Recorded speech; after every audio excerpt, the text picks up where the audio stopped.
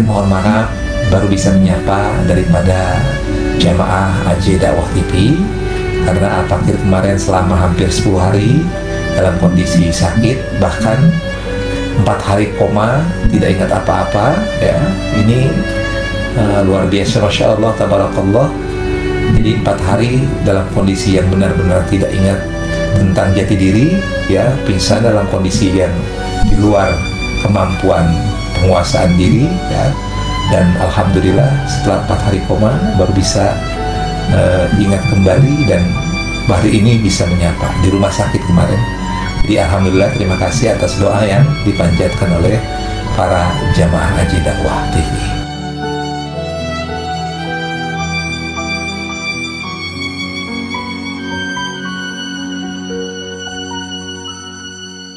Yuwaswisu fi sudurin nas, yang menimbulkan was-was yang disebabkan munculnya adalah minal jinnati wan nas, dari kelompok jin dan manusia.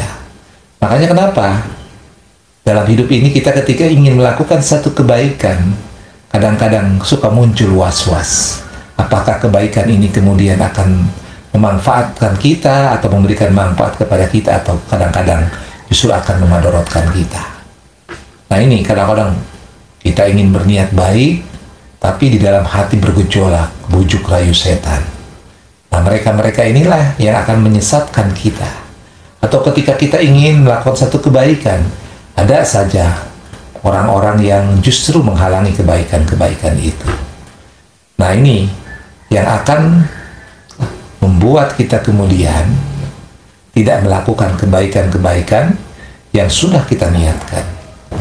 Jadi yang pertama adalah di tahun ini kita memohon pertolongan kepada Allah, mohon penjagaan kepada Allah dari setan, pasukan-pasukannya, dan juga dari para penolong-penolong dan pengikut-pengikutnya. Pertanyaannya, para pengikut-pengikut setan ini indikasinya kayak gimana? Maka sesungguhnya sudah sangat mudah. Karena pada dasarnya setan itu adalah sifat. Sifat artinya biasa masuk ke siapa saja. Sifatnya apa?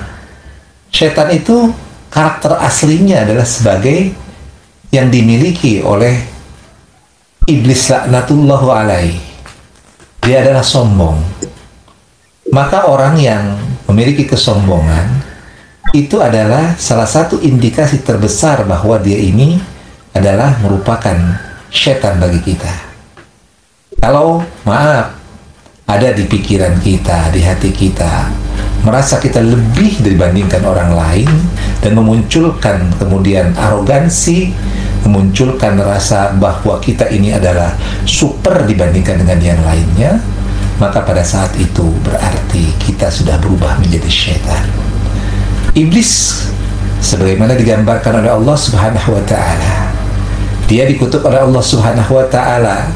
Dia dijatuhkan ke derajat yang sehina-hinanya, serendah-rendahnya, selaknat-laknatnya adalah karena iblis memiliki kesombongan. Iblis merasa bahwa dia lebih hebat dibandingkan dengan Nabi Adam alaihissalam. Iblis merasa memiliki kedudukan yang lebih dahulu mulia dibandingkan Nabi Adam alaihissalam. Nah inilah yang kemudian memicu iblis untuk tidak mau bersujud kepada Adam. Iblis sudah memiliki jasa, dia merasa bahwa dia dipercaya oleh Allah Subhanahu wa ta'ala. Dipercaya untuk apa?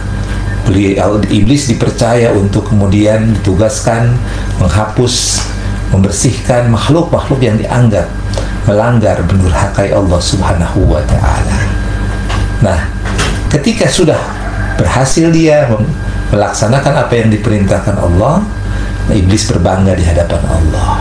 Dan ketika kesombongan itu memuncak, bahkan derajatnya disamakan dengan malaikat Jibril alaihissalatu wassalam, maka inilah yang kemudian membuat iblis tidak mau menerima perintah Allah atas dakwah, atas perintah untuk bersujud kepada Nabi Adam alaihissalatu wassalam. Jadi poinnya adalah yang pertama, di tahun baru Islam ini yang harus ditekankan oleh kita adalah mari kita memohon penjagaan kepada Allah Subhanahu wa Ta'ala dari setan, dari para penolong-penolong setan, dan juga dari para pasukan-pasukan setan. Karena inilah sesungguhnya cerita kita dimulai, yakni dengan adanya musuh abadi kita, yakni iblis, yang mewujudkan bentuk godaan-godaannya dalam bentuk setan yang disematkan kepada jin dan manusia. Oleh karenanya hati-hatilah kita dalam hidup ini, memilih teman, memilih lingkungan. Kenapa? Karena teman dan lingkungan ini akan mengarahkan kita dan menjerumuskan kita ke arah mana. Berhati-hatilah kita di dalam membina keluarga, di dalam membina pasangan hidup, anak-anak kita, dan seluruh yang ada dalam lingkungan kehidupan rumah tangga kita. Kenapa? Karena bisa jadi mereka adalah menjadi setan bagi kita. Allah menjelaskan kepada kita bahwa bisa jadi anakmu, istrimu adalah menjadi musuh bagimu. Nah, bagaimana solusi-solusi yang tepat agar kita kemudian tidak sampai tergoda, terjerumuskan oleh setan beserta dengan para pengikut dan para pasukannya? Maka Allah menjelaskan kepada kita, illa ibadaka minhumul mukhlasin, kecuali hamba-hambamu yang mukhlasin. Mukhlasin itu artinya berupaya dengan semaksimal mungkin melahirkan keikhlasan di dalam setiap amal kita. Lahirkan keikhlasan itu dalam setiap amal kita. Jangan sekali-kali kita beramal hanya ingin dipandang oleh sesama, tetapi lebih baik kita dipandang oleh Allah Subhanahu wa Ta'ala dibandingkan kita hanya sekedar mencari muka ataupun hanya sekedar kita ingin dipuji dan dipuja oleh sesama. Pujian sesama, pujaan sesama manusia itu tidak ada artinya dibandingkan kita dipuji oleh Allah Subhanahu wa Ta'ala. Jadilah kita hamba-hamba yang mukhlasin, yang ikhlas menghadapi ini. Apapun yang menimpa kepada kita, baik itu bentuk kebahagiaan dalam bentuk artinya adalah diberikan rezeki, harta yang berlimpah, ataupun kita diberikan satu ujian atau cobaan hidup, maka tetap lahirkanlah keikhlasan. Kemudian yang kedua yang harus kita lakukan di bulan Muharram ini adalah dengan wal auna ala hadhihi nafsil amaratu bisu wal istighal. Nah, itu wal auna ala hadhihi nafsil amaratu bisu artinya apa? Kita minta pertolongan kepada Allah dari hawa nafsu. Kenapa? Karena ternyata musuhmu yang paling besar yang kamu hadapi adalah apa yang ada di dalam dadamu itu. Apa itu? Hawa nafsu. Banyak orang diberikan kedudukan, banyak orang diberikan kekayaan, tetapi tidak mampu mengendalikan hawa nafsu. Maka hakikatnya kata baginda Nabi Muhammad SAW, musuh terbesarmu adalah dirimu sendiri. Oleh karenanya, kendalikan hawa nafsu, dan senantiasalah kendalikan hawa nafsu. Orang yang paling kuat bukan orang yang pandai bergelut, yang hebat dalam bertarung, tetapi orang yang paling kuat adalah orang yang paling mampu mengendalikan hawa nafsu. Dan salah satu dijelaskan oleh Al-Quran bahwa ciri orang yang muttaqin adalah orang-orang yang ketika dia mampu meluapkan hawa nafsunya dan dia berhak untuk meluapkan hawa nafsunya, tetapi itu tidak dilakukannya. Masya Allah. Mudah-mudahan kita adalah orang-orang yang mampu memusuhkan, mampu mengendalikan, mampu menundukkan hawa nafsu kita. Lalu yang berikutnya yang harus kita lakukan adalah, dan ini sebuah doa kita kepada Allah Subhanahu wa Ta'ala adalah wal istighali bima yuqarribuna ilaika zulfa. Apa itu dia? Kita mohon kepada Allah Subhanahu wa Ta'ala agar kita disibukkan, dipadatkan dengan amal-amal yang mendekatkan diri kita kepada Allah Subhanahu wa Ta'ala. Insyaallah. Kita ini hidup hakikatnya adalah dalam rangka mengumpulkan amal sebanyak-banyaknya. Kita hidup ini hakikatnya adalah mencari pundi-pundi amal sebanyak-banyaknya. Amal soleh tentunya, bukan amal salah. Maka untuk melakukan itu kita perlu doa, perlu kekuatan, perlu pertolongan. Oleh karenanya kita bermohon kepada Allah Subhanahu wa Ta'ala dengan doa kita ini agar kita disibukkan dengan kegiatan-kegiatan yang positif yang bernilaikan amal ibadah kita. Nah, itu harus direncanakan. Tidak bisa sekedar ujuk-ujuk saja. Tetapi walaupun itu adalah amal-amal yang dianggap sepele oleh kita, jangan pernah sia-siakan. Karena bisa jadi amal yang sepele kita anggap justru itu adalah yang akan menolong kita di akhirat. Atau bahkan mungkin di dunia. Banyak kisah, banyak cerita di mana ada orang yang hanya sekedar memberikan minuman kepada seekor binatang, tetapi kemudian nanti di akhirat binatang itu akan menjadi pemberi syafaat kepada kita. Atau banyak cerita dalam kehidupan dunia ini, ketika orang yang sangat membutuhkan dan kelaparan, kita memberikan orang itu walaupun hanya sekedar satu piring nasi, tetapi kemudian hari dia akan merasa berterima kasih dan justru dialah yang akan menjadi penolong bagi kita. Oleh karenanya, jangan sekali-kali kita pernah untuk menyia-nyiakan amal, sekecil apapun amal itu. Maka, sekali lagi, ada 3 hal setidaknya yang kita mohonkan kepada Allah Subhanahu wa Ta'ala menghadapi bulan, menghadapi tahun ke depan ini.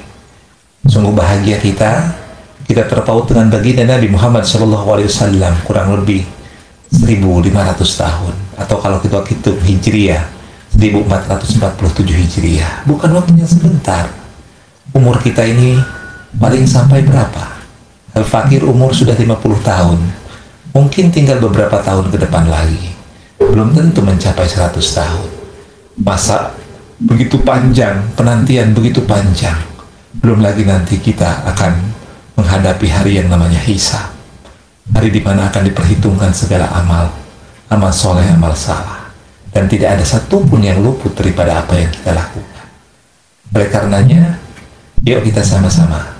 Selagi Allah memberikan kesempatan hidup ini, kita gunakan dalam rangka memupuk amal sebanyak-banyaknya. Nah, 3 perkara yang diajarkan oleh baginda Nabi Muhammad SAW. 3 perkara yang diberikan bekal oleh para alim ulama kepada kita. Yang pertama adalah, mari kita sama-sama senantiasa mohon kepada Allah Subhanahu wa Ta'ala agar Allah menjaga kita dari setan, dari para penolong-penolong setan dan para pasukan-pasukan setan. Lalu yang kedua, mari kita memohon kepada Allah Subhanahu wa Ta'ala agar diberikan pertolongan. Ya, wasta'inu, ista'inu, ada kalimat perintah di situ. Maka mohonlah pertolongan. Di dalam ayat yang lain, surat yang lain, wasta'inu bis-sabri was-salah, innallaha ma'as sabirin. Artinya, kita mohon kepada Allah Subhanahu wa Ta'ala agar kita mampu mengendalikan hawa nafsu kita. Apa dikendalikan hawa nafsunya? Yakni dengan menghadirkan keikhlasan dalam beramal kita. Dan yang terakhir tentunya kaitannya juga adalah bahwa kita memohon kepada Allah Subhanahu wa Ta'ala agar kita senantiasa diaktifkan, disibukkan ya dengan amalan-amalan yang mendekatkan diri kita kepada Allah Subhanahu wa Ta'ala. Sekali lagi Al-Fakir mohon maaf baru bisa menyapa daripada jamaah AJ Dakwah TV karena Al-Fakir kemarin selama hampir 10 hari dalam kondisi sakit, bahkan 4 hari koma, tidak ingat apa-apa ya. Ini luar biasa, Masya Allah, Tabarakallah. Jadi 4 hari dalam kondisi yang benar-benar tidak ingat tentang jati diri ya, pingsan dalam kondisi yang di luar kemampuan penguasaan diri ya. Dan alhamdulillah setelah 4 hari koma baru bisa ingat kembali, dan hari ini bisa menyapa di rumah sakit kemarin. Jadi alhamdulillah, terima kasih atas doa yang dipanjatkan oleh para jamaah Haji Dakwah TV. Mudah-mudahan Allah Subhanahu wa Ta'ala akan senantiasa memberikan kekuatan kepada kita untuk istiqomah, dan mudah-mudahan kita akan bertemu di surganya Allah Subhanahu wa Ta'ala. Mohon maaf apabila apa yang disampaikan di live kali ini kurang berkenan, termasuk kepada Ibu Elis Lisnawati. Mohon maaf karena memang kondisinya belum maksimal untuk menyampaikan materi.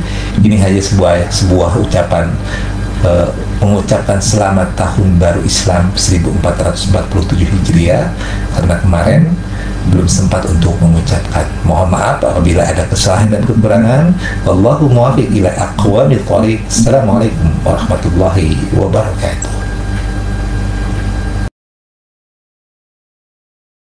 Mudah-mudahan Allah Subhanahu wa Ta'ala akan senantiasa memberikan kekuatan kepada kita untuk istiqomah, dan mudah-mudahan kita akan bertemu di surganya Allah Subhanahu wa Ta'ala. Mohon maaf apabila apa yang disampaikan di live kali ini kurang berkenan, termasuk kepada Ibu Elis Lisnawati. Mohon maaf karena memang kondisinya belum maksimal untuk menyampaikan materi.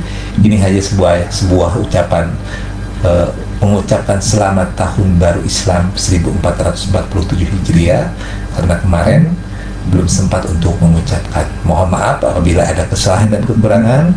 Wallahu muwaffiq ila aqwamit thoriq. Assalamualaikum warahmatullahi wabarakatuh.